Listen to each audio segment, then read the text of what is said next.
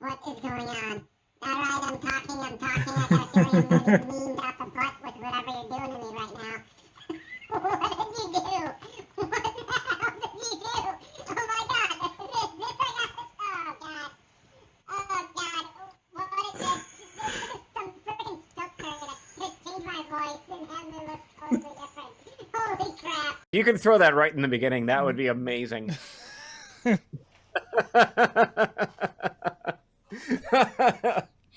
Oh man.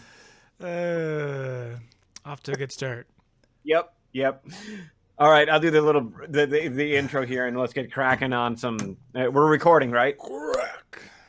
Crack's bad. Definitely after watching that video, man. So, anyways, all right, everybody, we are here. It is July the 8th-ish, and this is another episode of Wood, Air, and Metal Podcast. Adam Keeler over here, Tim Mirth through the Ethernet on the other side with his glass of, I'm going to say water, but you never know.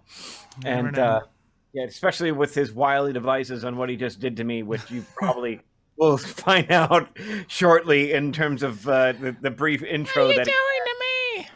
Help! Oh man, I knew it too. I could just tell by the way you were laughing hysterical as I was talking. I'm like, he's got some stupid filter on me, and he's having a blast over there. Oh man, the funny thing, he's still losing it over the whole thing.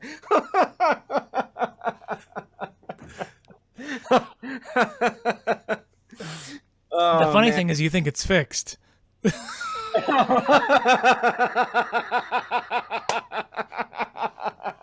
gonna be the whole podcast of Tim and Mini Me the entire time. I'm like, help! Oh God, that would be a classic one. I almost believe you that it's not fixed, that you still have it on, just because of how hard you're laughing. But you'd be doing it a little bit more through the whole thing if it was legit doing that. Oh my God, that's classic. Absolutely classic. Yeah, wow. Basically what we find is if you actually record in anything more than 48K, which I was recording today for a Tall Trees project that I'm working on, and then it just messes up Zoom. Oh yeah, yep, absolutely, it does. Which unfortunately, like you can't, like I switch it, and then it doesn't really like get it, so you have to like restart the computer. So there's some other weird, at least I do. Yeah, when I did it, I just had to change it in the interface, change it down to 48K, like on the software, and then it was fine. But I actually did something, and all the other audio guys will knock on wood when I mention this. I upgraded my operating system without a problem the other day. I am thoroughly impressed with that. Not because I don't trust Apple's upgrading. I just work in audio, like anybody that works in audio. And when it's working, it's like, don't look at it funny. Don't touch it. Everything's fine. And you just don't move. So I've been on Mojave, which is like a couple of years old, because everything was running great. Yeah. And I didn't want to upgrade. And then I did some digging, and did the standard thing. It's like, is everything going to work with Big Sur? I'm a couple of years behind, and I mean, honestly, the audiophile in me really wanted to do the upgrade so I could access Apple Music and increase the bit rate and everything through these headphones, which that was worth it. Absolutely worth the risk. Now, granted, I backed everything up first. I did a carbon copy of the hard drive, so if anything happened, I could just slap it back on and be literally to the minute right back to where I was. But we're cruising pretty good. But good Lord, that having those lossless options on the with Apple Music and going through it said when I upgraded the lossless options to the top tier, it's like, make sure you have a digital audio converter or this won't work. And I'm like, sweet, I got one. That's what the interface does that. So not a problem there. And just running it through that and the big knob and the headphone amp. And it was just surreal. I couldn't get over how good it sounded. Yeah. That reminds me, this morning when I did like a security update. So Windows Patch Tuesday, they do security updates. And mine did it last night, I guess. Anyway, since Thursday. And I started this computer, and it was like, welcome to Windows. And it did like the little set. I'm like, I really hope. Yeah, It's I like, understand that thread. but it was fine. I don't know why it went to that screen, but To scare the crap out of you? I Because guess I was like, oh man. I'm like, where did I save everything? Like, can I get to it? yeah, exactly. Those are the thoughts outside of the existential dread of, oh my God, I just lost all that information. You know, Yeah. when you see that, no, I just need it to work. That's all. I want my stuff back. That's like when I lost those Pro Tools sessions. That was just like unbelievably gut wrenchingly devastating. I'm like, are you serious? Like, I still had the good news was I still had all the masters, like the original recordings, because I recorded them in Logic. Oh, that's good. So you had all the audio files at least. I had all the audio files, but all the editing work. Yeah, that that mix sucked anyway. let's keep telling myself that'll make me feel better.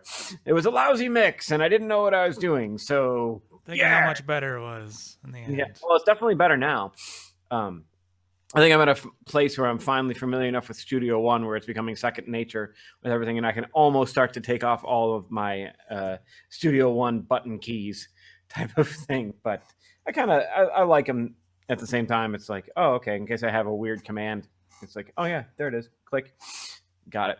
So anyways, so we have a super omega topic that is going to go pendulum all over the place because two-step violin brought this to our attention, which they're great. If you haven't heard of them, there's two violinists, obviously, well, a violist and a violinist, and they're total music nerds, and it's absolutely great to hear them do their thing, and they're funny.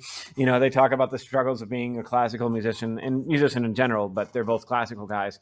And anyways, they did a video on music school and the current things that are going on at Julliard, which if you don't know what Julliard is one of the top music schools on the planet, and they charge a whopping, what was it like? They charged, I think it was $50K, or it was, it's like $50K for tuition, yeah.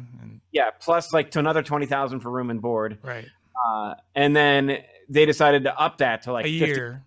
A year, yes, mind you, a year, and they decided to update that or increase that to like 58,000. After I think it was like they went from like 48 to like 52, and then the room and board went from like 17 to 25. Yeah, it was huge. Something like a 16% increase.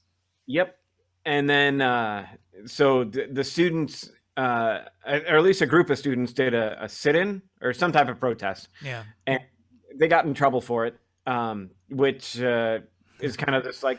And they even tried to like lock them in and then lied about it. Yeah, exactly. That's the nice thing about cell phones now. It's like, I'm recording everything that's going on.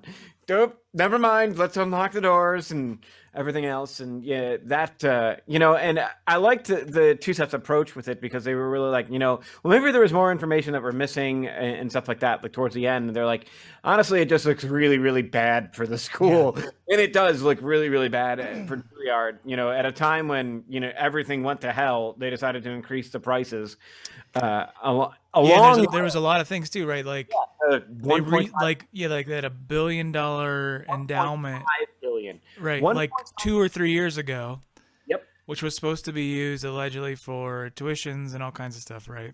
$1 billion. And we're talking Julliard. What does Julliard have? Like 1,000 students? I mean, it can't be that much. I mean, like that'd be the most, right? I mean, like it's not a massively large school, and it's probably half that.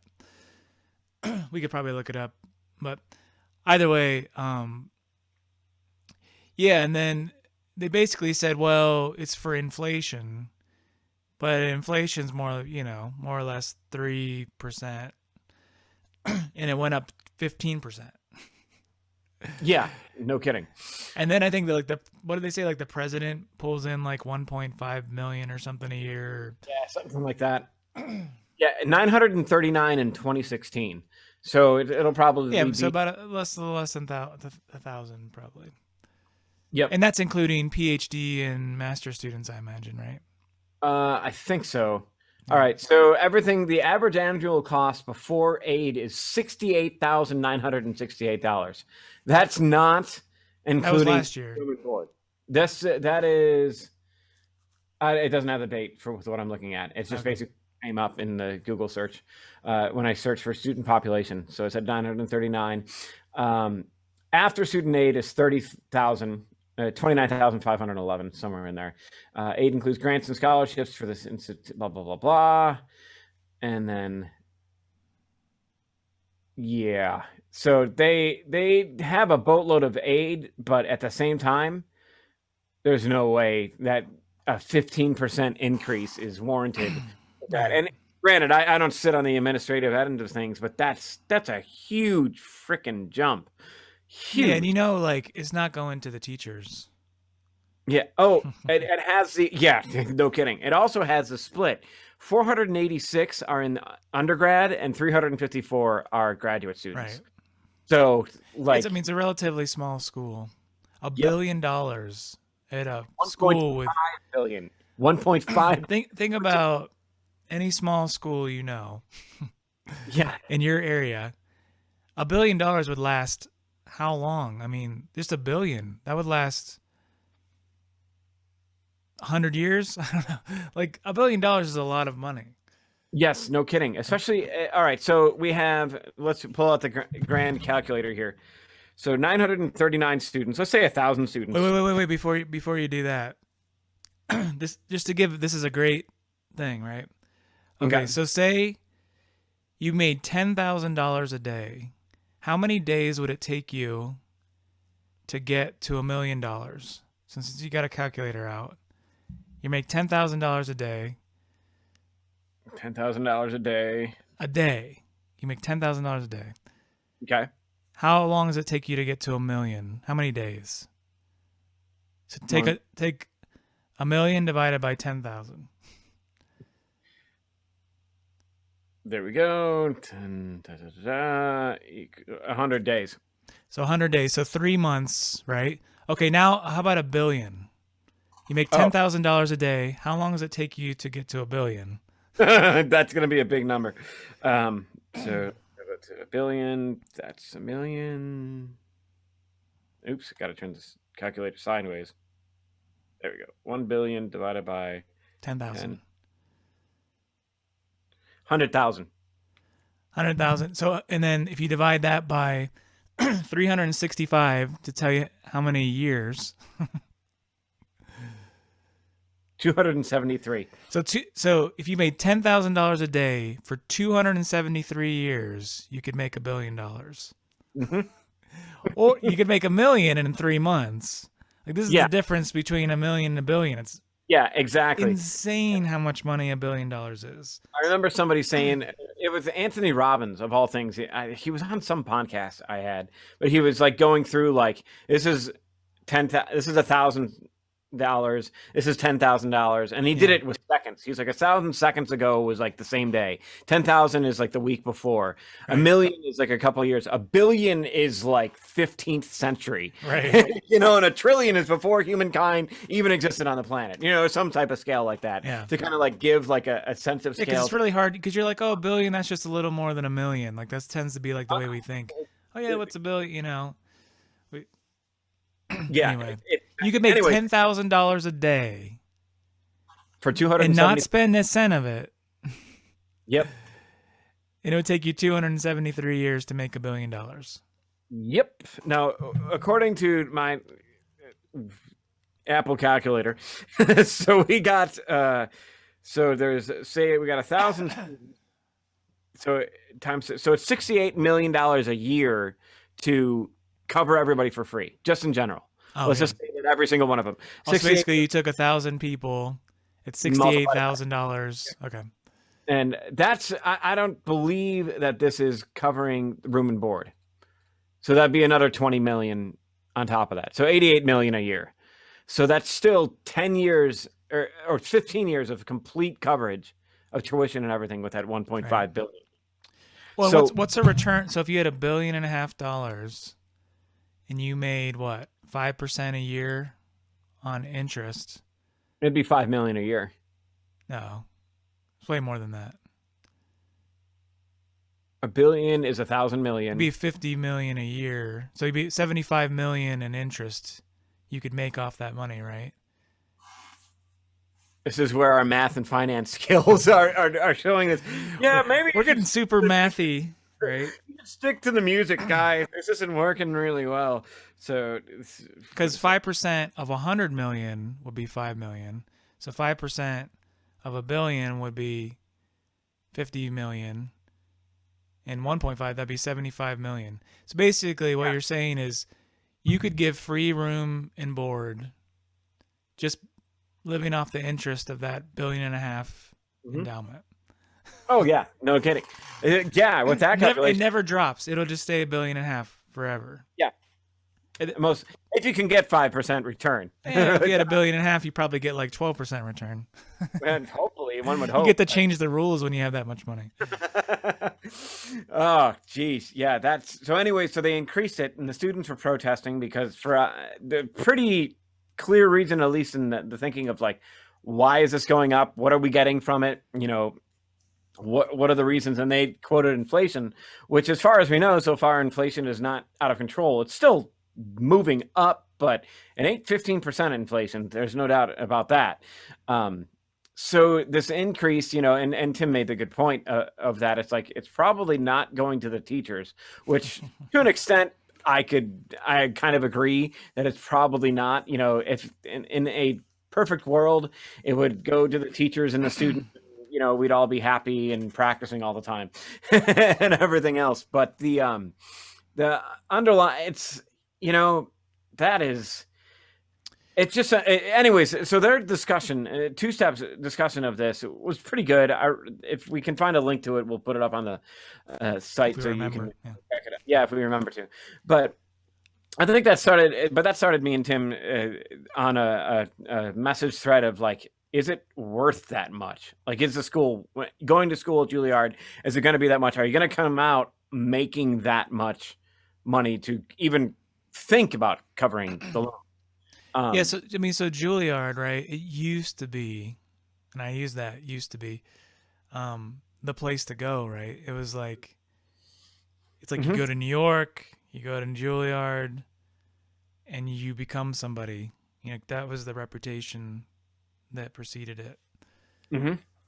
And some of that was, I'm not sure how much competition it had in a way, but it certainly had all the ins to like the big orchestras and, you know, the right people, you know, and I'm sure it helped to be in New York City. And so you got a network that was, you know, hard to beat, you know, and it probably was worth what it cost them, which was significantly less than now. But that's also just to kind of, the other thing is like 1.5 billion is a lot, but the expenses in New York are, could you imagine what the rent on the buildings would be? Yeah, I hope they own them. Yeah. Yeah, I hope so too. And I'm not, you know, I'm kind of playing a little bit of devil's advocate, but I can't imagine the rent being cheap. And if they do own them, great. You know, the taxes are probably still going to be high. Right. Well, even with $1.5 billion, if they don't own them, they should have just bought them.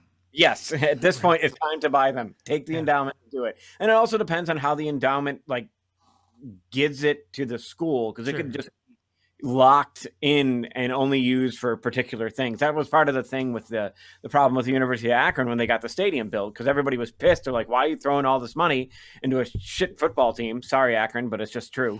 And you know, you're building this gigantic stadium that literally nobody goes to. Nobody goes to these games or anything like that.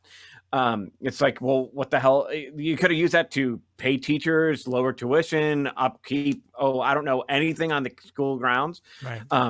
And it basically came out that the donation of that money was only allowed to be for that state. Like the person that gave it is like, this is for the stadium and that's it, which kind of sucks from an administrative point of view. It's like, sweet, we have, damn it, you know, and now you have good news. We just got $100 million. Bad news. It's for a baseball field. Exactly. It's like you can only use it for one thing, and then you're stuck with all the upkeep, which clearly is not going to be cheap in that level of facility, and all the other things that go entails with that. And it's like, that's one of those gifts where it's like, thank you. I think like they don't even have like a sound system there, so you can't even like host concerts, which to me was absolutely dumbfounding. I'm like, God, if you could even bring in like some bigger acts there, you could at least bring in some money, but there's nothing. So anyway, so that's like the conundrum with endowments, is that even though there's a big number attached to it, doesn't necessarily mean that that person that's giving that or whatever situation is going to be like, yeah, use it for anything that you need. They can be total jerks about it, or whatever, however they're thinking about it, and it's just specified for one thing. And that is clearly a problem in terms of being able to be flexible and be able to really help everything out. So I get where the students are coming from completely, and I mostly 99% agree with the what the hell type of thing. And but I can also see it the other side of like, well, you know, they kind of locked us in, so they put handcuffs on it, gold-plated handcuffs, you know, so we can't. That was a great point, I thought, by Tuzet, which was, you know, when you go to college, they're like, hey, it's $20,000 a year when you start. And then the next year, they're like, oh, we bumped it up to 25. The next year, oh, we bumped it up to 30. Oh, sorry, next year we bumped it up to 50. Oh, and if you leave, then you can't get your degree. You know, so they kind of sucker you in. Like their thought was, why don't you just say, hey, you're starting today. This is the rate you're going to get for the next 5 years. You know, how is it fair to change it every year? You know? Yep. And you don't have any say. And they make it so difficult to transfer, and people won't take certain credits. There's all kinds of like BS that goes on in schools. Absolutely ludicrous. I mean, I get the idea of having some formal standard, but I'm going to back that up a little bit. I don't think there is a complete formal standard for transferring credits, because no, there's not. And that's the problem, is that depending on where you're going, some places will take more credits than other places. Right. That's ridiculous. Talking about this with like a friend of mine that's a massage therapist, and she was like, yeah, when I tried to go to school, it's like this one school would take all of them and the other school wouldn't take any, or like it would take some of them and then another school wouldn't take any. So I had to pick, and I went to the school that took some of them because they had the program that I wanted to go into. So it's absolutely ridiculous. I noticed too, like, I know somebody who was doing a master's degree and they had to stop, you know, for over 5 years. So then the college just says, well, those credits are no longer good anymore for 5 years ago, but their bachelor's degree is fine, right? The classes they took then count, but the ones because they didn't finish, they're saying you have to take those classes again. And they weren't like the kind of classes that like get updated every year. It's like they don't change. They never change. They're the same class, probably the same teacher that there was 20 years ago with the same material. You know, like, why do you have to take it again? It's just money grab. To an extent, that's absolutely what it is. Like and I get what you're saying about like those classes weren't one that changes every year, because you know there are some things in the field, whatever field you're in, that is constantly on the cutting edge. You need to music's not one of them. Exactly. Unless it's like electronic or something. Yeah. By the way, most colleges really stink at that. Anyway. No, exactly. They have no right to be teaching electronic anything. Music. I completely agree. It's a different thing. Because like the kid down the street that's like 14 knows more than the PhD teaching the class. So the underlying thing of that, like, mentality of we have to keep like these credits die after certain things, and those are for the classes that are always going to be there. Like if you're getting a master's degree, you got to do your research class, you got to do like to an extent bullshit classes to just take your money. You know, if I'm going to school for classical guitar performance, I shouldn't really need to do a ton of research, like formal research. I don't plan on writing papers. I plan on playing the instrument. You know, that was my logic with that. And I did take that class, and that class was interesting to say the least. I would argue with the teacher constantly. And it was clearly a grad student that was teaching it. And even like guitar teacher at so the your master's degree program, you had a grad student teaching one of your classes. Yeah. And that sucks. I think she was a PhD student teaching a master's level thing, which makes sense. You know, it's just that's part of the thing. And it was a research class. It wasn't like, you know, something. Still, it's kind of like you pay so much money. That's another. They should give you a discount. Like, it's fine if they want to like prep a master's degree or PhD student to teach something. Maybe that's part of the program. Well, then the class is a tenth of the price. You know? Yeah, to an extent, that would be a great idea because it would be value based on what you're going to get out, and especially if you're getting somebody that's never taught before, which is like, oof.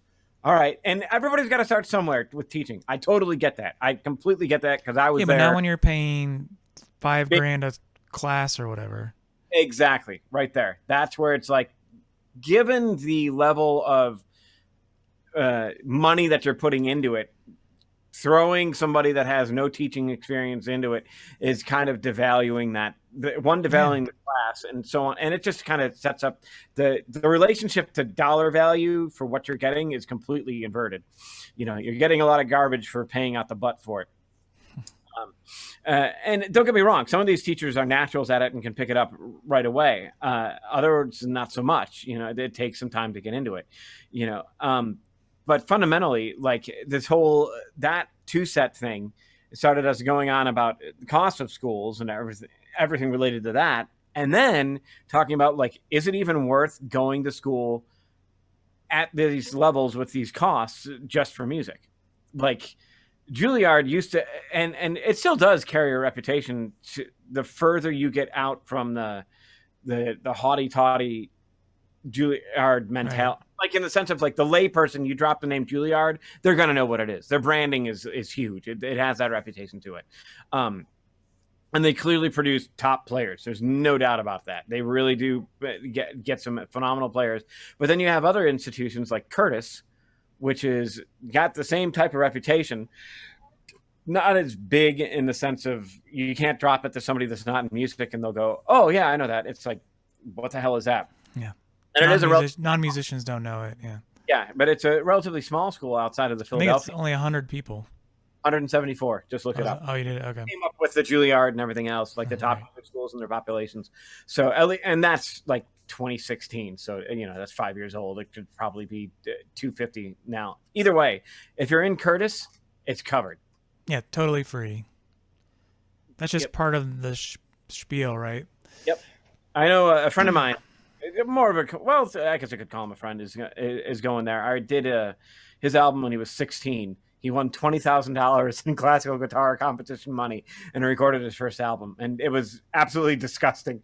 Like, he was brilliant, like absolutely brilliant. But he came in for one session and he had like those Savarez that has that weird gritty coating on them. Yeah. On the strings. I forget what they're called, but they sound like crap. Like, they sound like you're just taking sandpaper and rubbing it on the string every single time you're playing a note. And he played That's how you get good at them. Apparently, because this kid came in and he nailed the Aquawell in like 2 takes. And the takes weren't a matter of fixing a mistake. It was like, I think I can do it better. Boom. And then I'm listening to it later on that night, and I'm like, God, it's just too scratchy. So I called him, like, dude, change your strings. Come in tomorrow. Can you replay it? Boom. Like, nailed it without a problem. I'm like, God, what am I doing with my life? I'm watching kids play masterworks without a problem. No, it was cool, and he was a great kid, a phenomenal player, and a really cool guy. Even now, I chat with him occasionally. So he's going to Curtis, and Jason Vio teaches at Curtis. That's his other spiel besides CIM and touring. Well, now he's actually back and touring all over the place. That's starting to open up again. Yeah. So you got Curtis, which is kind of the antithesis of Julliard. Where Julliard, you're kind of paying out the butt for the reputation. Curtis has an incredible reputation among musicians and is free, but it's clearly a little bit more competitive because of the student numbers. Yeah, it's hard to get in. Well, yeah, really hard to get in. But, I don't think getting into Julliard is what it used to be. No, well, I mean, it's got a 7% acceptance rate. At Julliard? Yeah. That's what at least 7%. You know, I remember. So I moved to New York City when I was 19, and I didn't know anything. Right, I came from small town America, and I was 19. I went to music school for a year. Decided I was actually going to transfer to Berkeley, but then I didn't want to pay that much for it.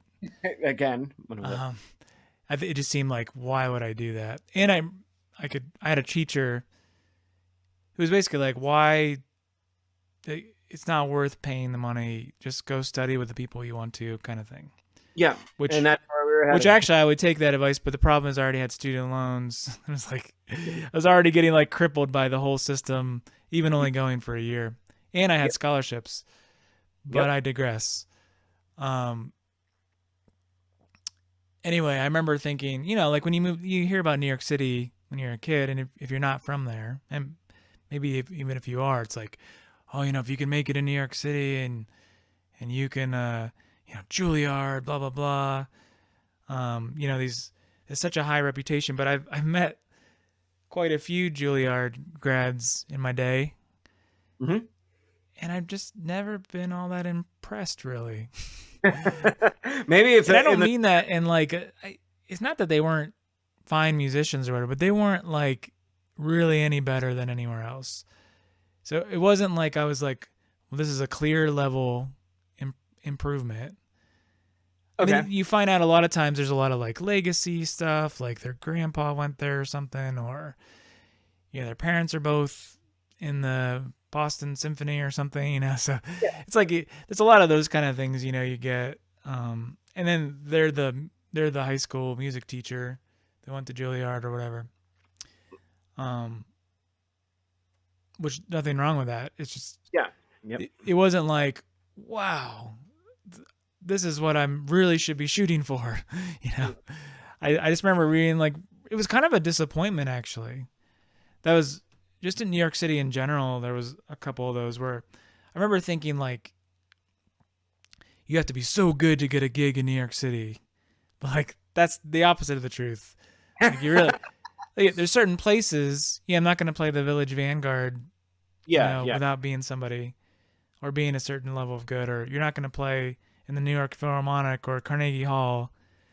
But like, getting gigs in New York City is not particularly difficult. Mm-hmm. And there's plenty of really, really, really, really, really bad bands playing every night, and I'm sure there's playing right now. Like, just not good at all. So anyway, I don't know why I mentioned that. Just a lot of times we have this like perception of these places as being so grand. They sort of like exist beyond our imaginations, and we just think, oh, if we could only get that. You can make it there, you can make it. We'd make it anywhere. Yeah, you make it in New York, you make it anywhere. So I think Julliard falls firmly into that trap. Yeah, that makes sense. I think and I think that's a multifactorial problem, though. It's not just like the reputation of Julliard, and then you're going to come out and get all these connections and make all this stuff. The other thing too is that, you know, to kind of bring us back to the old discussion of like Instagram and the level of playing that where things are at. Things, I think, to an extent, you know, with the availability of online instruction that's just floating all over YouTube, you can get in touch with pretty much any master player now, and if you have the money, you can get a lesson from them. It's just, you know, well, it's significantly cheaper than going to Julliard. Yeah, well, duh. So maybe not. Well, you know, even weekly, if it's $100 a week, you figure 20. What was the Tusac guy was talking about? How he went around and got some lessons, from like world class players. You remember? Did you catch that part? And he's like, one of them. He said the worst one actually was about, what was it? What did he say? Like $400 an hour or something. Like, it was crazy. But even at $400 an hour, if you got a lesson every week, like, it's significantly less. Than going to Julliard.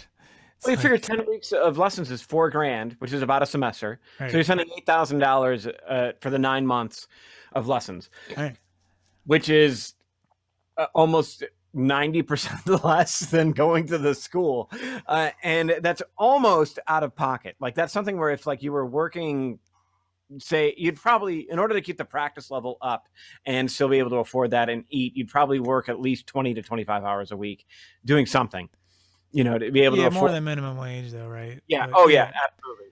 So, but that it would give you the flexibility to take like a week off here and there if things weren't up to snuff.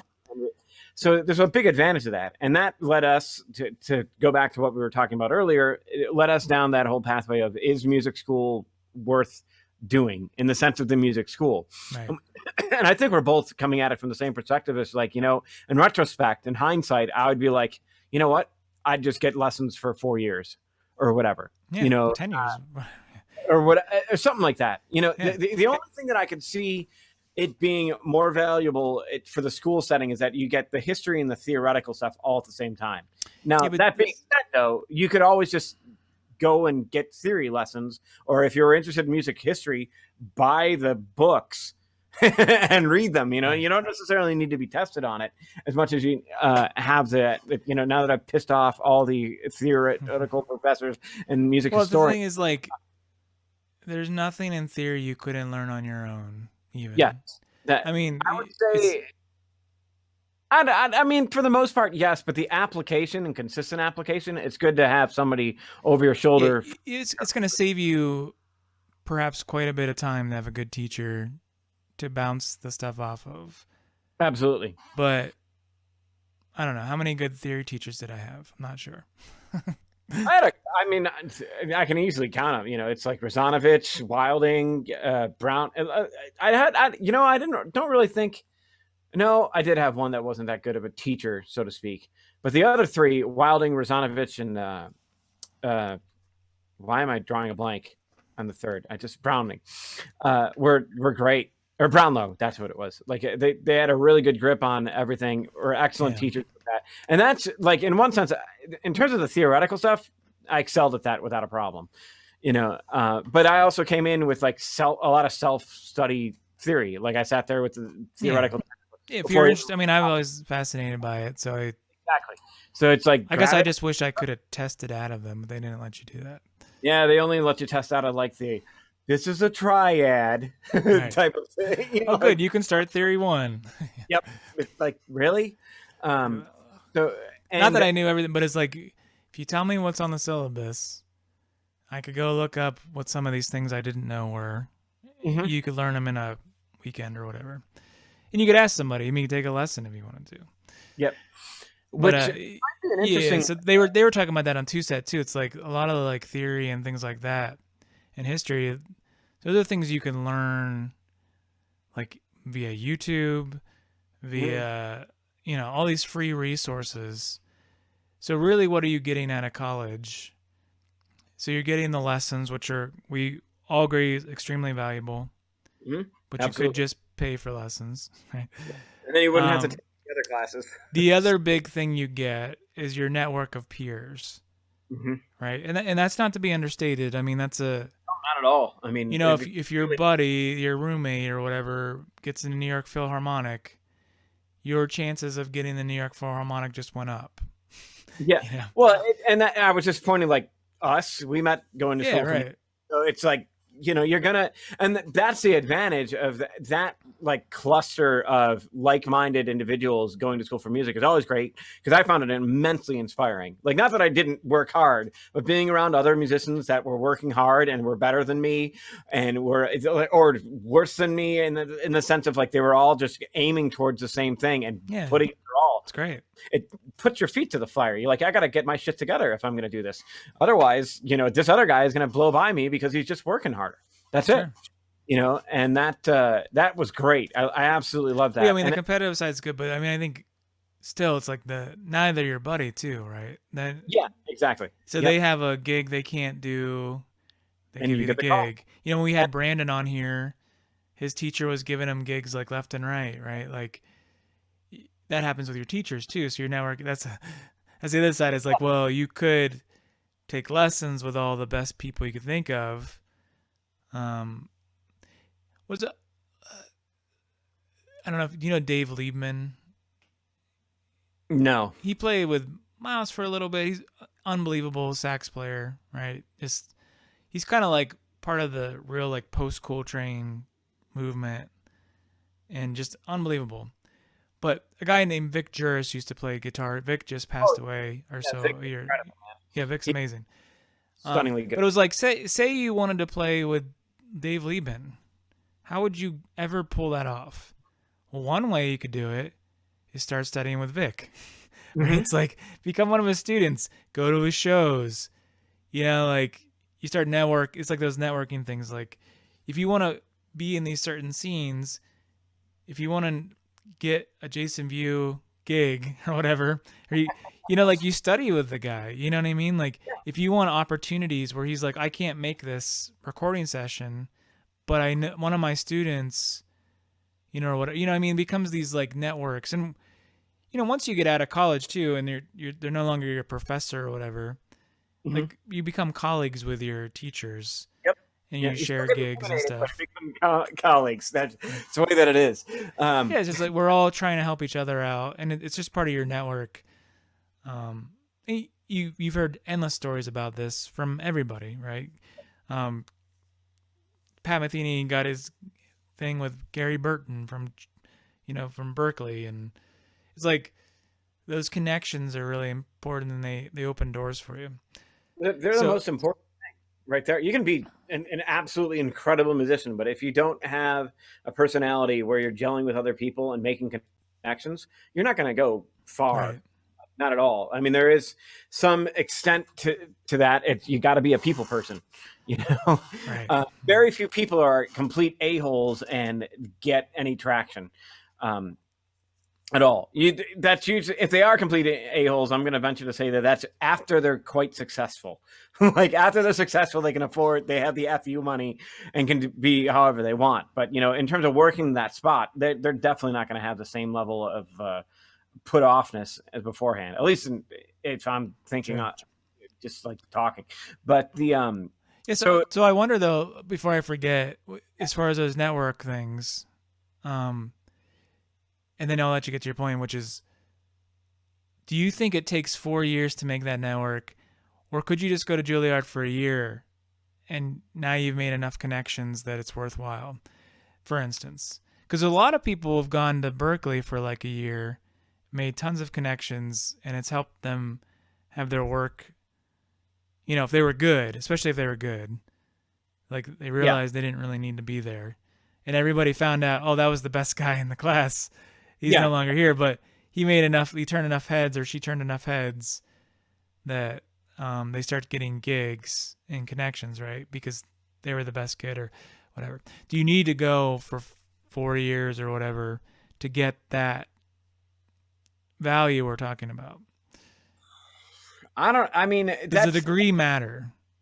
I think, you know, that's a catch-22, because it's all a matter of who you're, you know, in one sense, if it's about connections, it's a matter of being in the right place at the right time with the right people, like, and getting that could happen on day 1, or it could happen on day 564. Sure. You know, it just, so it's tough for me to be like, which one's going to be better, you know, to an extent. I think ultimately, if we disconnect it from the educational realm, being amongst a bunch of high-level players and the people that have an extremely good work ethic towards music will help you make those connections. Like, there's no doubt about it. Like, that's clearly it. I mean, I just had that experience when I was working on that soundtrack. You know, working with other high-level players, it's all of a sudden, and writers, it's like, boom, I'm connected to everything now. Yeah.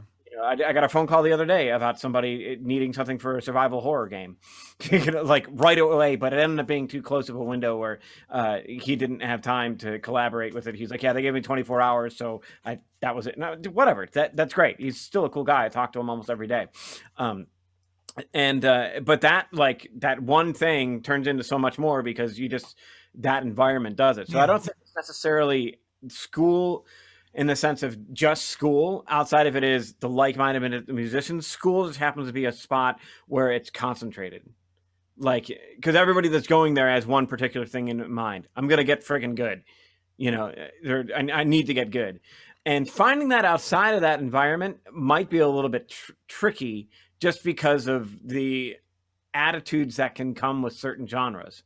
You know, like you get some of your, no offense to the hardworking rock guys, but you get some of your, you know, sex, drugs, and rock and roll guys, and it's like they're not going to work as hard as the other kid that's in there that's going to be the next jazz great or the next, wants to be. Well, maybe not on the academic side. Yeah. Yeah, and that's what I mean. Like in terms of like drilling the stuff and doing the work. And I'm not saying rock guys don't work hard, and I know a couple of them that are busting their ass constantly.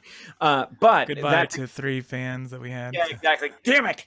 I'm trying to piss off everybody though, so we can at least. Yeah, we got the academics and the rock guys. And the rock guys, and those stupid jazzers sitting there doing their thing, and the classical. I already knew that though. So. Yeah, and the classical guys just sit in the practice room all the time and don't realize what quarantine is because it's like, oh wait, I have to talk to people. What the hell is this?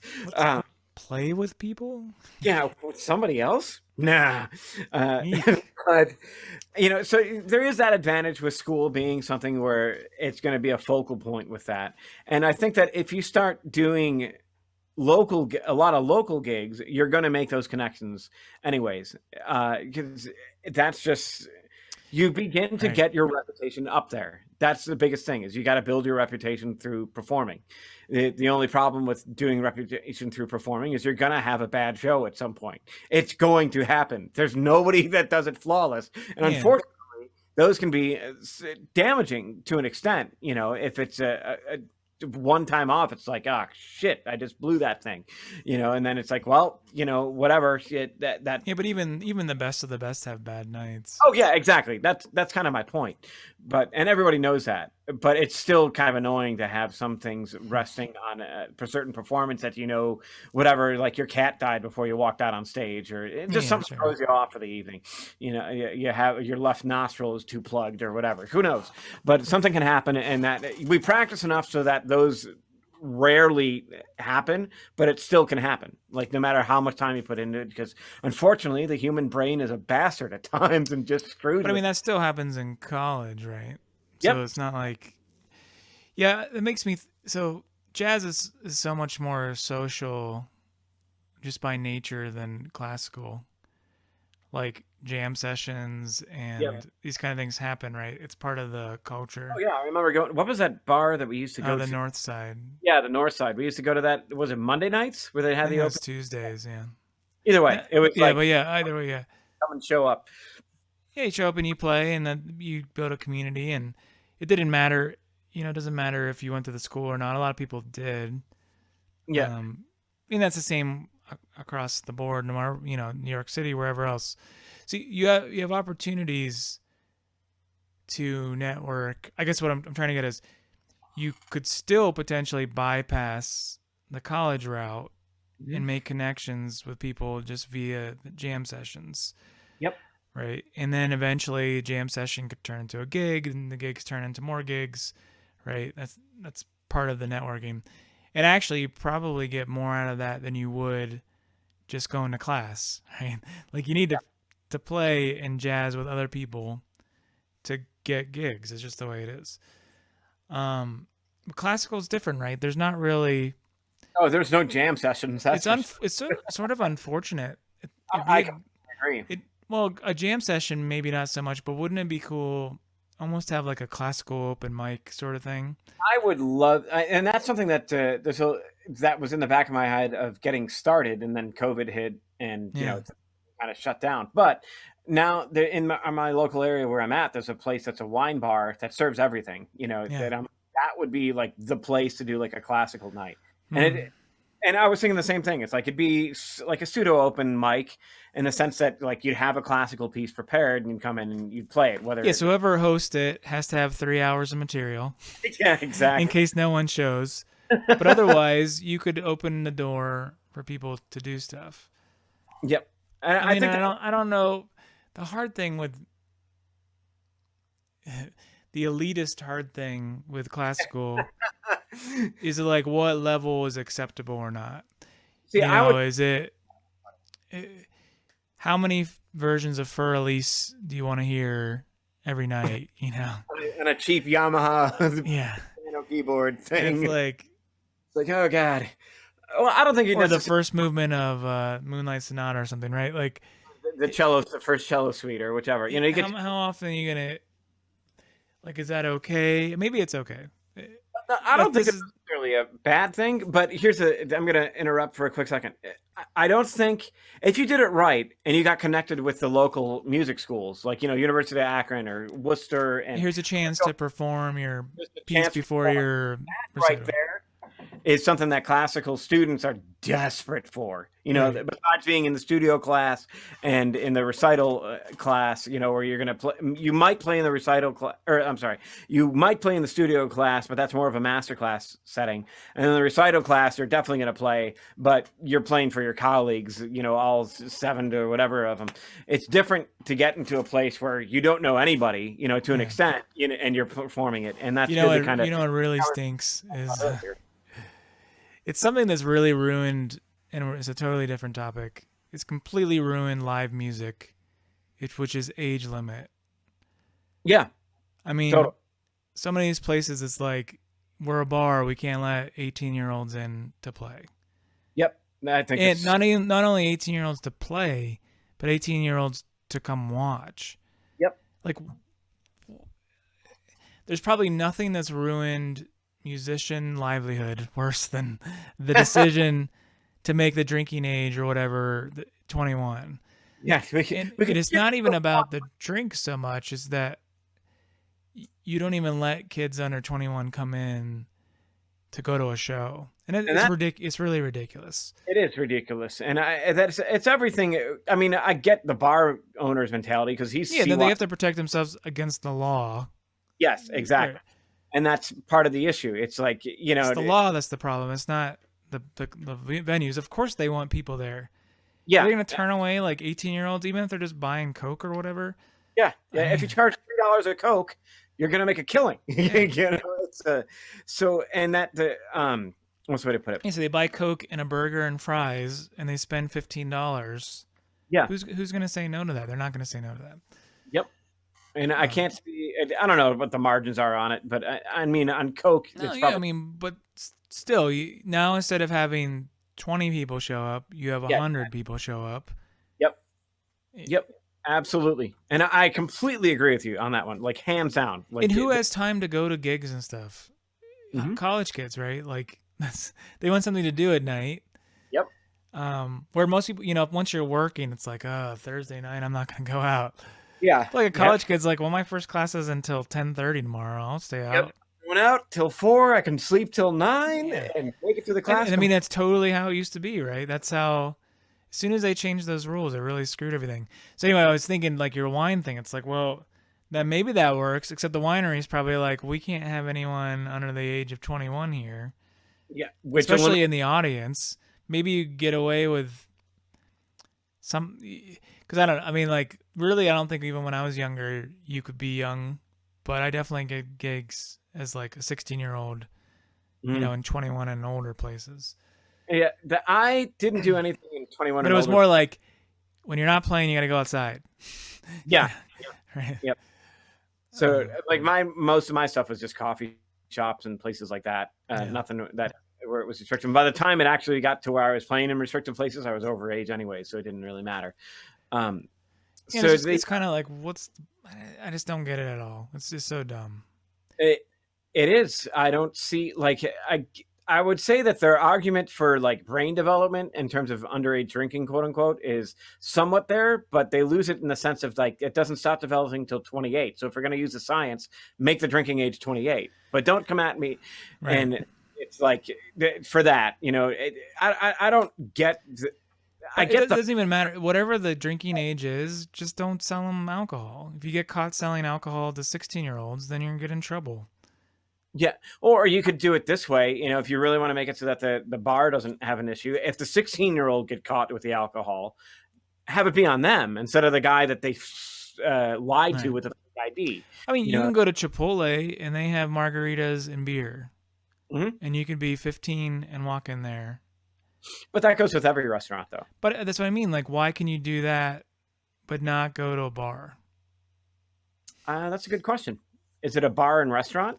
Because, you got like the Winking Lizard, which you can sit on the winking side with their family, and it doesn't matter. Right. But if you're going to go to the Lizardville side, you got to go 21. It's like the dumbest. I can literally just see. I can go to that side. It's like the remember when everybody smoked, and it's like, oh, that's the non-smoking section, and it's the smoking section, and there's like you're sitting back to back with the smoking section, and there's a visible wall between you. Oh yeah, really? Okay, I guess this isn't. There's no smoking over here. Got it. Got it. We're safe. It doesn't leak over at all. Yeah, I don't get. I mean, it's just if they changed that rule, it would empower the music industry more than anything that anyone else could do, I think. Yeah, and I think they should change that rule, but that's just the way that I'm wired. We're join Wood, Air, and Metal as we fight bureaucracy. Lower the drinking age to, do you have a pulse? I don't even care about the drinking age. Just let people go to places and just enforce that they can't sell. I mean, it's still against the law to sell it. Mm-hmm. Kids can walk into convenience stores with their cigarettes.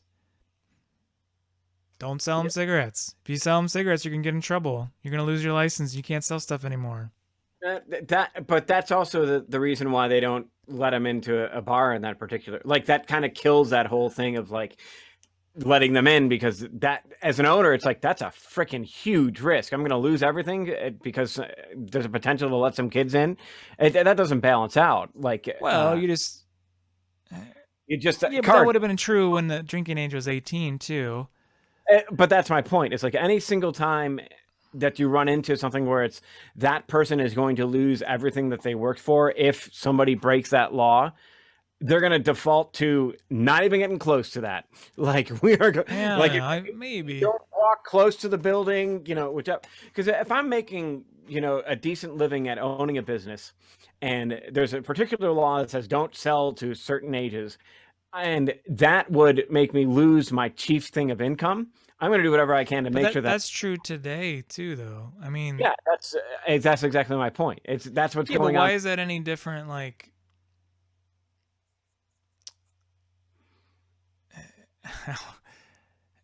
we are way off topic. I know. It's like, well, how can you've told them they can't come into the restaurant because they're not a certain age. Okay. Well, you could say, sorry, you can have Coke, but you can't have a beer. And dude, I'm not fighting you because I disagree. Yeah. I completely agree. I'm just saying that I just get it from the business owner's perspective. It's like, that's like, I ain't touching that. Yeah, I'm exaggerating still. Like, you lose everything and you have to go to jail or whatever.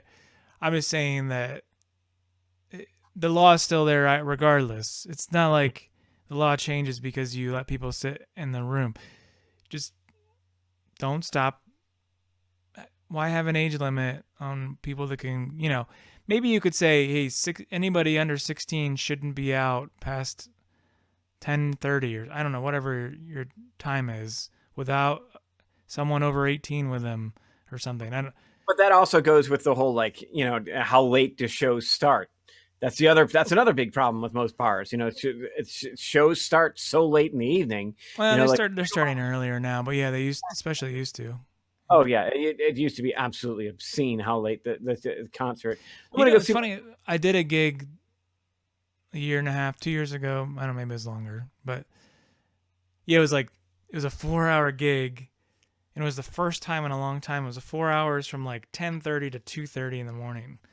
What? And I was like, been a long time since I did one of those. I don't even know those still existed. And they're like, basically every other place in town closes at 1. So at 1 o'clock in the morning, it gets packed in there. And it really did get, it was the busiest time of the night, was at 1 o'clock. Hey, cool. And which was about the time we were all about ready to fall asleep. So that was good. Like, get some energy. Those people. Hey, what do you know? Yep, exactly. Oh, that works. That works. So, anyways, back to school. Yeah, back to the school topic. We were kind of around it, talking about bars and kids getting out of school and going to late shows and whatever. We were trying to solve classical's social anxiety. Yeah, well, I mean, I think a classical open mic would work well, depending on if you could get the draw from the music schools in the area. Like, anywhere within a half hour would be like easy. But on your point of you can't have anybody under 21 come into the place, that kills freshmen, sophomores, and juniors. Yeah. Like that they're not going to they can't get in. So why would they show? So you're going to lose that thing, and the next thing you know, you get like your whatever else. Yeah.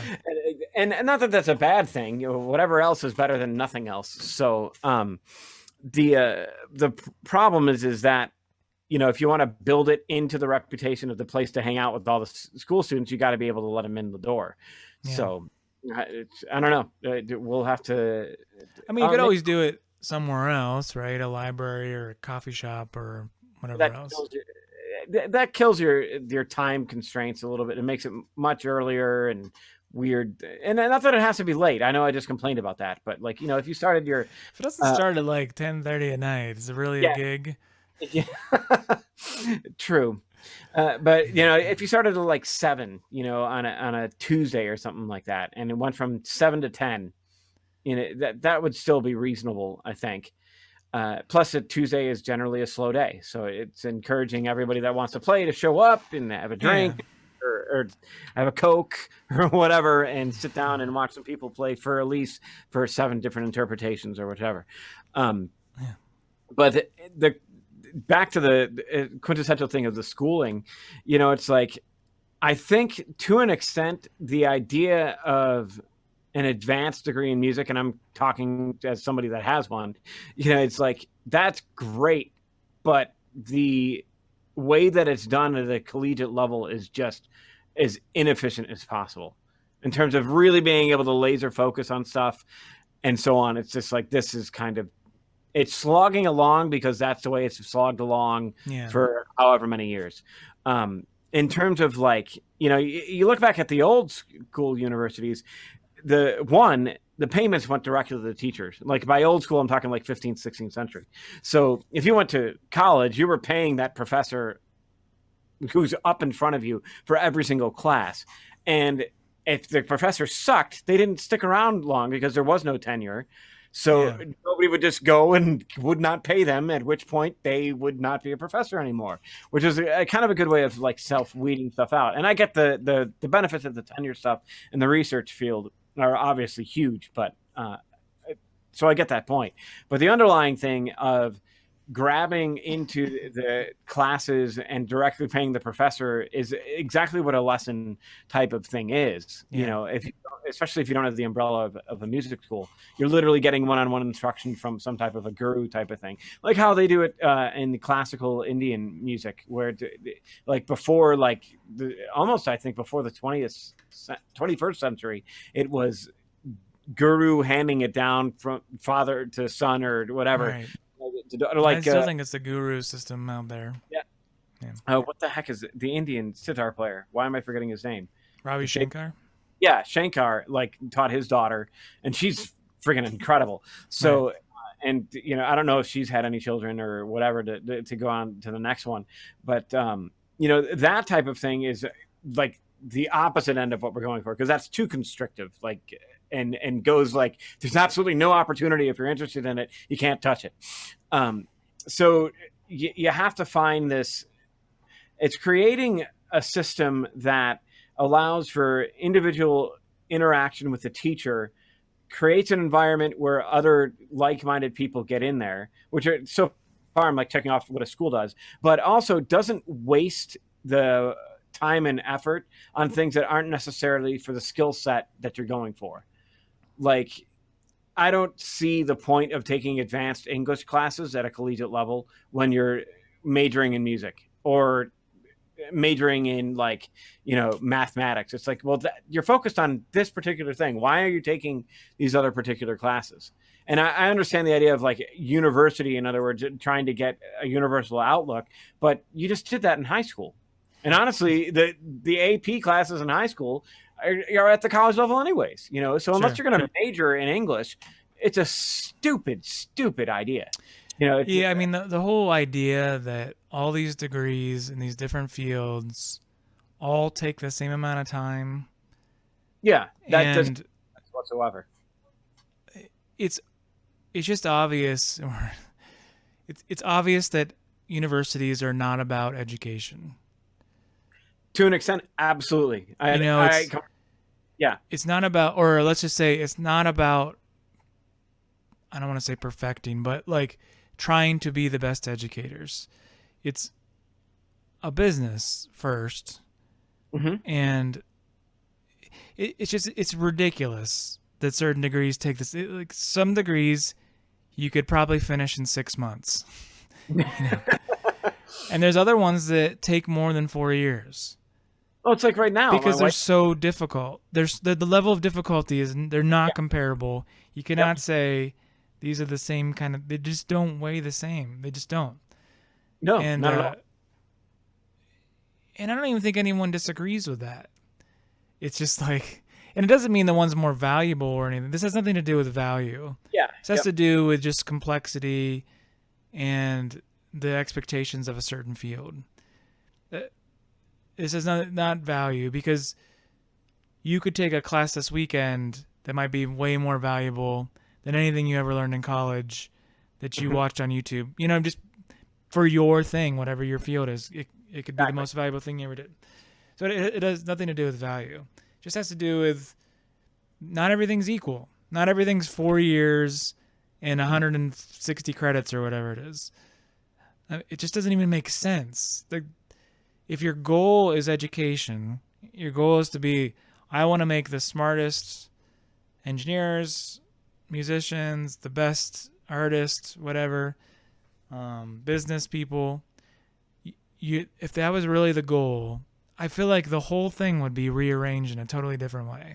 Yeah, absolutely. I mean, it's the whole question of like basic economics of being like, what are you incentivizing? Yeah. And when you're incentivizing university, like okay, I'll go down the rabbit trail for a second. But when you incentivize universities to make more money via government-backed loans, they're gonna go, well, shit, let's expand this program out, baby. Right. You know, it's like boom. Sorry, you have to do a co-op in this program now. And by the way, you have to pay full price during that semester. Yep, exactly. But that's exactly what happens. Yeah, you know, totally. because they're not, if they are being run as a business, which I agree with you that they are, then it's in their best interest to make as much as they can from that. And the problem is they're competing with school X over there, that the school Y is going to be like, we're going to try and take the moral high ground and not do this. Well, school X is like, screw the moral high ground, give me the money. And then you're screwed because they're going to siphon off everything from you. So you have to kind of be like, well, damn it, I got to do and compromise on that thing. And that's the only way that we're going to stay afloat. Again, it comes down to, I need to eat. Yeah, it's funny, like if we looked into like game theory, I was just thinking about like the competing like gas station thing. Yeah. And why they don't undercut each other. It's the same reason that colleges don't, right? Neither of them win. You know, the one could say, well, you know, I could get all the customers today if I went to 87 cents instead of $1.50. You know, I'd make 3 cents a gallon now instead of 50 cents, but they wouldn't make any. But then you both lose. So like the colleges are all like, well, they just bumped their tuition 15%. We could probably get away with 12% and no one's even going to blink an eye. And that's what happens with businesses across the board. Somebody is the asshole first and raises their prices, and then everybody else is like, oh, look at those jerks. Okay, let's do it. They took the flak. Let's go. Come on. I think the way that the college tuitions kicked off was Georgetown doubled their tuition cost or something into an insane amount, right? And everyone was like, why would they do that? Like, no one's going to go there. But instead, what happened is people said, well, if they cost that much, it must be more prestigious. Mm-hmm. And so then they got record like people trying to get in there. And every college was like, wait a second. So yeah, they just doubled their tuition. And like they got more applicants and they became more prestigious just by costing more. It's like, oh, which purse is nicer? Well, that one costs $1,000 and that one costs $50. So obviously the $1,000 one is better. Yeah. So it's totally that kind of thing. It's the what is it? It's the spectacle. To an extent, you know, this kind of all wraps around. I was just thinking, it's like he would be great to have on right now because he's a college professor as well. So he would have some things to chime in with, and it would be interesting to see, like, because he clearly, I'm guessing he had a tenured position and everything else when he was in teaching at the college. So he'll have a little bit more of the inner workings kind of laid out and stuff like that.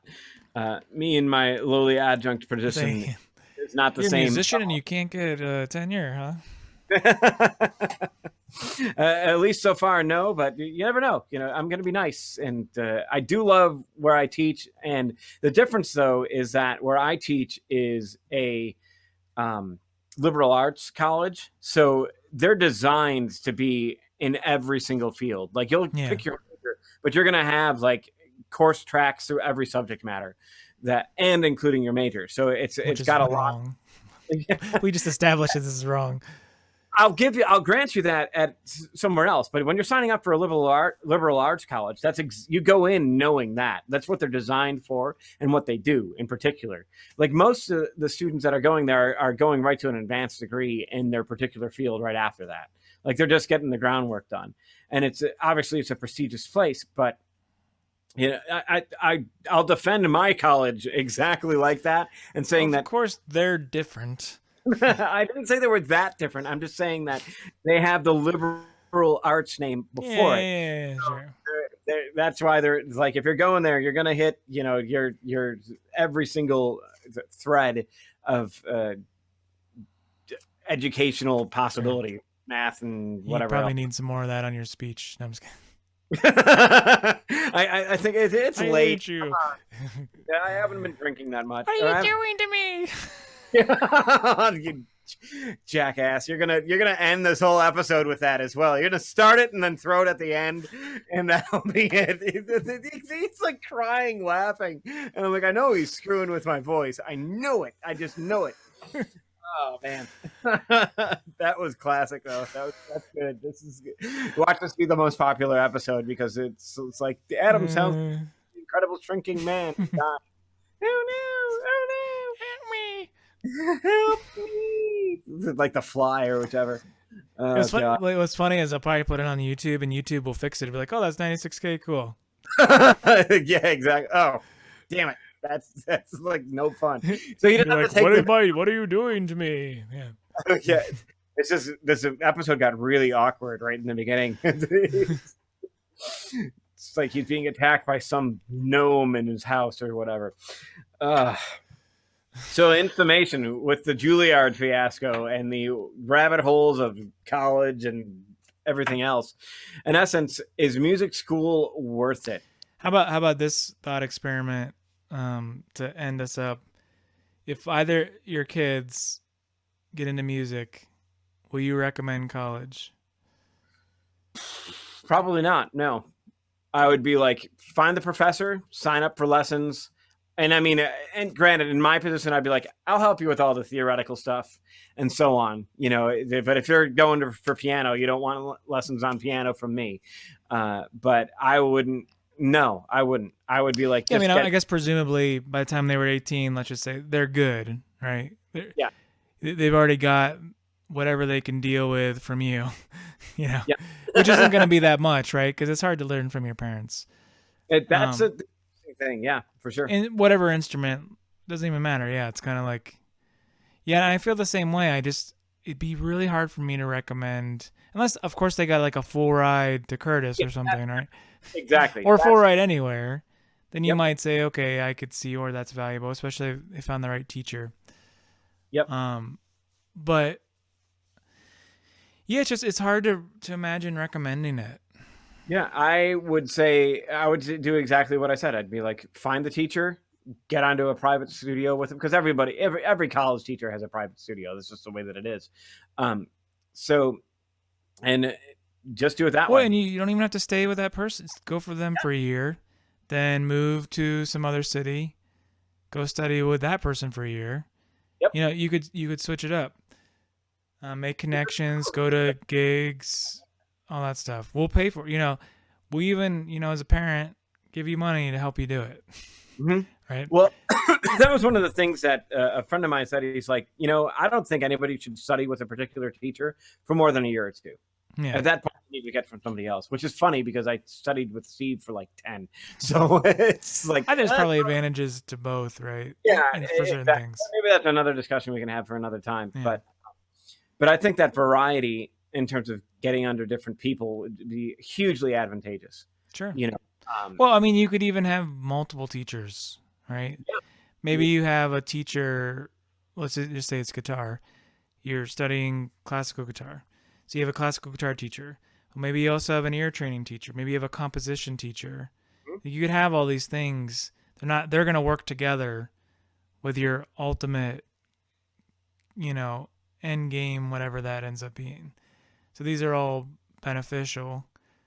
It doesn't have to be, and it will be significantly cheaper than college. yes, in the long And I run, believe wholeheartedly that you're probably going to be a better musician at the end of that in 4 years than you would have gone to college. that's an iffy one for me, but I'm leaning towards a yes on that. Well, and I'm also suggesting that you would, part of it's like you need to gig as much as possible. Yeah, that right there would be hugely, and that was like that's the other thing. In music school, they never touch on music business. Yeah. Like how to get gigs, how to maintain gigs, how to present yourself, how to, network, how to sign up, when to turn away from a contract, how to write a contract, like all these things that when you get out the door, it's like, okay, I'm going to be a musician now. It's like, what the hell do I do? And you have to learn that. Right. But a lot of, it's because a lot of college, this is a problem with music college too, is there's so many music teachers that have never played gigs. I'm sorry, playing a concert at a college is not a gig. I mean, it is, but like if you're doing it, excuse me. well, but I mean, if you're doing it as part of your degree, like, oh yeah, I did my PhD recital. Oh, no. Yeah, it's like that doesn't count. Like you did that was given to you. You didn't have to go work for it. Now that was required. That was a requirement. Like, yeah, that's a totally different kind of thing. Oh yeah, you played for your studio class. Sorry, that's not a, doing ensembles and stuff. All valuable experiences, but there's so many college music professors that's only performance experience is in those kind of settings, and or like as part of like a community orchestra or something like that, like where they're, yes, they had to audition to get in the orchestra, but they're not like paying gigs, and like the levels maybe however high it is, if you're a good musician, you're going to get in. It's not like trying to like hustle to get gigs and like this, the whole thing that it takes to meet people and interact and all those things. So I think that a big reason that doesn't happen in a lot of colleges is just that the people that teach there don't have experience doing it. It's the same problem with engineering, because I did my engineering degree too, is so many of the professors never actually were engineers, right? They went straight through, got their PhD. Did they ever work in any field in engineering? No. Do they actually know anything about engineering? They know what they read in a book. They know what they did research on. Is that the same thing as actually doing the job? There's a really bit, that's another huge problem with education in universities, is that we, instead of valuing experience and excellence, we value degrees more. Yeah. How many musicians do you know that are incredible? Like, do they really need to go get their PhD to go teach at like, they shouldn't have to. Yeah. But they'll say, oh, sorry, you don't have your master's degree or you don't have your PhD. You have to have at least a PhD to teach here.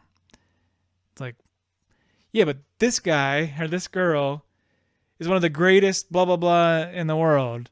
And this person's played 3 concerts for their PhD. Like, this person's put out 20 albums, toured the world, blah, blah, blah. This person wrote a nice paper. Yeah.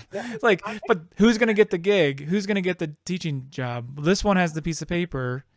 Yep. I'm being a little bit harsh on this. Yeah, but either way.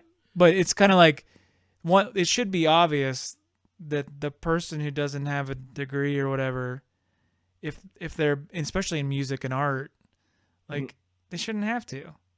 You want to have the best people that have the best experiences, that can give your students the best opportunities, not the one that just filled out the right paperwork and maybe had parents that had pockets. It's like, yeah, no, I agree. I mean, there's got to be that component to it. I think that's where any type of school fails, is in pushing towards the experience aspect of things. I watched an interesting interview the other day where some guy was like, I think that education should stop after 8th grade. He's like, after 8th grade, after that, let them pursue their passions. And I'm just like, that's actually pretty good idea, because and this is kind of the conundrum with yes and no, but go continue. Yeah. Let me finish the thought. And I get the yes and no with it, but my point is that say that they're hugely into math and engineering, and that's all that they want to do. So after 8th grade, they go, all right, I'm just going to get into this math and engineering thing. They get under an internship or whichever, at some engineering thing, working under a guy doing engineering and learning about it at the same time. And I'm not denying the need for somewhat of a formal education in that, but the focus of that particular 4-year stint, he's going to be light years ahead of anybody else that's doing like a typical high school track and then gets into the thing later. And that's one of the things that happens also with music school. And I just had this happen, or not happen, but I was talking about it with that composer friend of mine from the game, is that like he's went to school and ended up not getting kicked out, but lost everything scholarship-wise and so on due to a sickness. And so he stopped and he never got his degree. And he's just been doing music on the side ever since. And he's been massively successful. Like he's been doing it for 10 years versus this other guy that we were working with that is still getting his next degree and stuck into that. And I'm like, well, the guy that didn't go to school and has the experience under his belt has had, like, he's signed, he's putting out music all the time. People are calling him all the time to get different tracks and everything else because he learned so much in his field. He's set with that, and whereas every college guy, I'm putting myself in this camp as well, walks out with a degree expecting the world to be like, okay, I have a degree, now where's my money? And that's not the way it works in that particular field. And almost to an extent, in almost any field, it doesn't necessarily work that way right out the gate. So I think that this false, how do I want to describe it? It's a social construct that is forcibly applied, but not forced in statements. Like in the sense of that, like the degree, the idea of college as being like the next step is just, it's socially conditioned that, oh yeah, I go to school, I go to college, I get the degree, I get the job, and that's that, and to ignore that particular social pressure, it makes you seem like a loser. But it's like, I know trade guys that are rolling in cash and have no college debt whatsoever, and they're laughing at everybody else for good reason, and they should be laughing because it's like, they told me no, and I did the opposite of what they said, and now I'm set. And you're struggling to make your student loan payments, because you went into whatever field that you went into. I think that is one of the things that we should look at in terms of with music and some other things, because that'll kind of open it up and allow you to get the experiential things that you need to be successful in music. Because you could be talented as hell, but if you don't have any experience playing out in front of people or whichever, it just doesn't matter. Like, who gives a shit? Great, you're playing your violin in your room. And I mean, unless you want to do like a Twitch stardom thing of playing your violin, which could happen, who knows? It's not going to go anywhere. So you need to get the experience before the schooling in that regard. And honestly, it's like one of the big pieces of advice that Steve shouted at me in a loving way. Like, he wasn't screaming at me because I was making mistakes or whatever that day, but he's like, never let school get in the way of your education, which is a brilliant. It's like, wow, yeah, of course. It's like, and I've kind of taken that tact with my kids, much to my wife's chagrin at times. I'm just like, I just let them do it. Whatever. Oh no, they're gonna miss a day of first grade. Who cares? My God. I mean, it's not that important. And before we start talking I'm going to ignore that rabbit hole. I'm going to stop myself from going down that hole. What's the point of school and kindergarten anyway? Let's stop with that, and let's just focus on where we're at with the music school. So I think that, if I looked back, when I was in high school, that's when I started playing guitar and reading like a fish. And those are the two, or however fish reading like crazy. So, and those are the two things that I still consistently do. My career is in guitar, and I read like crazy. Like we were just talking, you were talking about how Loki was great, and I will check it out, but I'm just like, dude, I just ordered 4 more books that I want to finish. And I just finished one of them, and I'm about to start the next one. And I'm still debating on which one to take, but, and that's just like the way that I'm wired. But if I had that 8 hours of my life back from high school in terms of being able to do guitar and reading, oh my God. I mean, by the time those 4 years were up, I can't imagine what level of a player I would have been. So, Sure. Especially since I would I would walk in the door from school and grab my guitar, and that would be it for the rest of the evening. Right. No, it's the same. Yeah, I guess the reason I'm like that I struggle with that actually working is that depending on your financial situation, it gives even bigger advantage to people with money. Because it's like, if you're from a poor neighborhood and your family's poor and now 8th grade and school's over, I'm sorry, you're not going to get to go like shadow somebody at an engineering firm. Like, you're going to go get a job, and you're going to get stuck in this hole, you know what I mean? And it's really going to, one of the protections of the school system is that it kind of gives kids a chance to like stay kids for a little bit longer before they have to fight that, and maybe give themselves a little bit more time to get some opportunities. But I don't know if that's going to necessarily turn out that way. I would argue that you're just giving them 4 more years in the same thing of being a kid, and then they're coming out in the same situation, whereas another kid that decided to not do that potentially would have that much more experience. Because, I mean, I know a guy that started his business when he was 16 and his... I mean, I don't disagree with the notion. The only, I would just say you'd have to make it so it's fair for everyone. Well, unfortunately, life is never fair. I know, but you know what I mean. Like, at least as level as a playing field. It could be much, make it as level as you can. You're also asking, I mean, potentially for companies to take on a lot of responsibility to bring in young people. Yeah. Which they don't even like doing that with college students most of the time. Yeah. No, you're right. It's just like, you can't always find work for people to do, and it's like you already have a lot of work to do. And look at Julian Leish, like I don't know what his parental situation was. They clearly had some money if the kid's taking lessons with Pat Metheny. You're gonna have some bucks to be able to throw at that, no doubt. But like, he was basically doing nothing but music. Sure, like that's it, and boom. I mean, now clearly he had the work ethic, he had the drive, he had the parental support, every quote unquote advantage to him, and I don't begrudge him that, because I love the music, and you don't get to that level without having a huge amount of drive. Plus, the other thing too is he had surgery on his hands because he over practiced. Like he did some things where he screwed up his hands. So it's like the guy's got the drive to it. So I'm glad that he had the whole package behind it. And I think to an extent there's a great amount to be said of, if they're constantly working, you're going to get some modicum of success. Like, I'm by no means rich, but I'm absolutely happy and content with where I'm at in terms of that. And I work like crazy. And sometimes it drives Julie a little bit batty, because I'll have a gig for X amount of money, but I'll have to put in such a big amount of time beforehand. And then, but it always tends to balance out. It's like, there'll be one gig where it's like, I was stupid and I undercharged because I got scared of not bringing in a decent amount of money. But then the reverse happens, and all of a sudden this other gig drops in my lap that's super easy, and I don't even have to really look at the music before I show up to the show, and make the money and leave. And so it's just the way that it goes. The bottom line is you got to make yourself available to it, like, fundamentally. And the only way to do that is constantly practicing. Like, constantly practicing. You don't get the option of, I'm going to take these 3 weeks off and then do this show. It's like, nope. Not if you're going to do it well. So I don't know.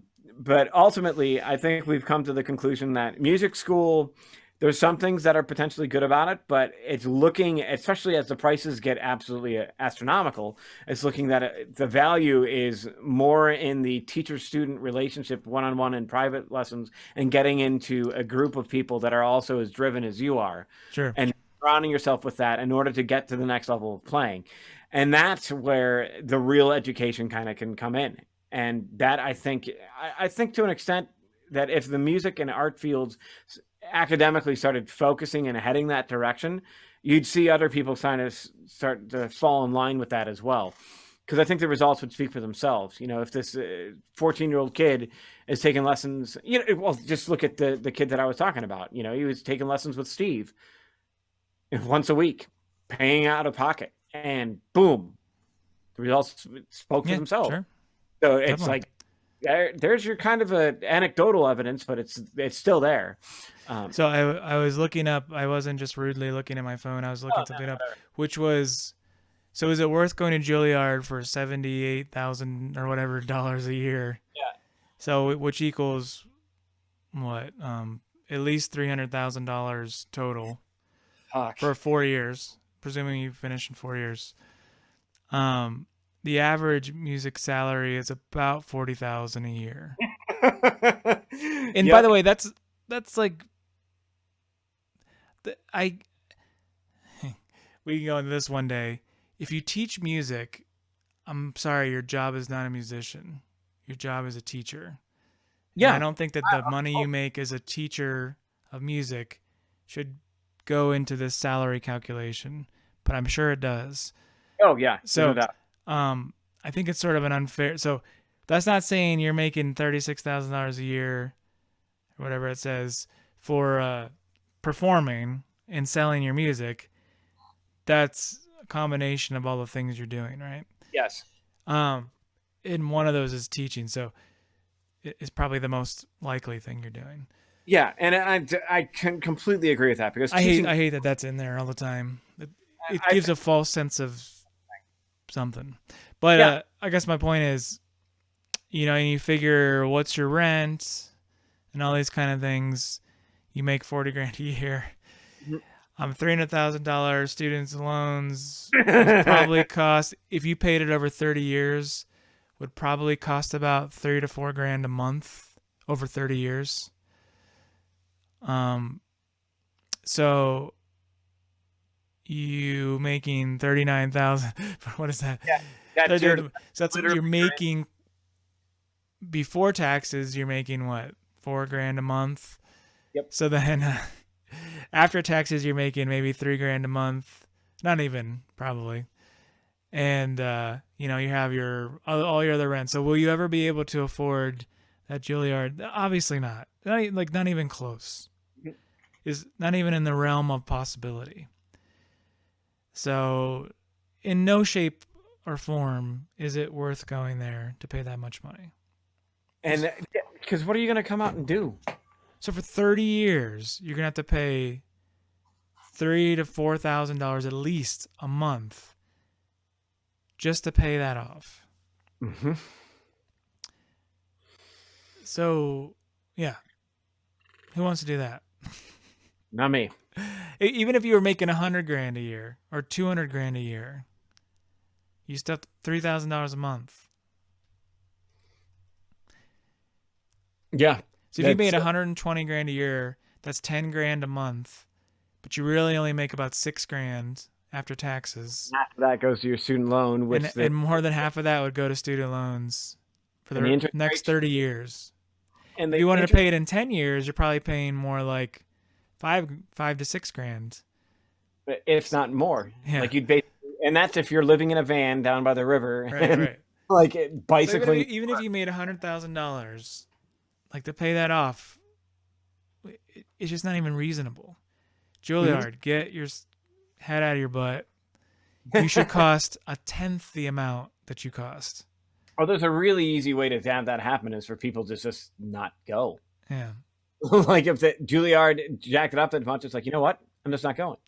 Yeah, music colleges that cost more than like $15,000 a year. Shut up, you're drunk, right? Like, come on. Nobody's ever going to be able to afford that. And then if you're just being like, it's immoral and unethical and all kinds of things. Anyway. No, I get it. So no, and I agree. It's again, it comes down to what are you what's the way to put it? What are you incentivizing? If you're incentivizing the school to charge that much and still rake it in, then that's exactly what they're going to do. But if you incentivize them through however you would, like, you know, half of me is like, if you got rid of the government-backed loans, you'd see the upper schools tuition plummet overnight. Sure. With that would dry up because there's just what's the way to put it? The banks would pull out because they're not guaranteed, and they're not stupid about throwing an 18-year-old kid into that much debt with no absolute guarantee to get the money.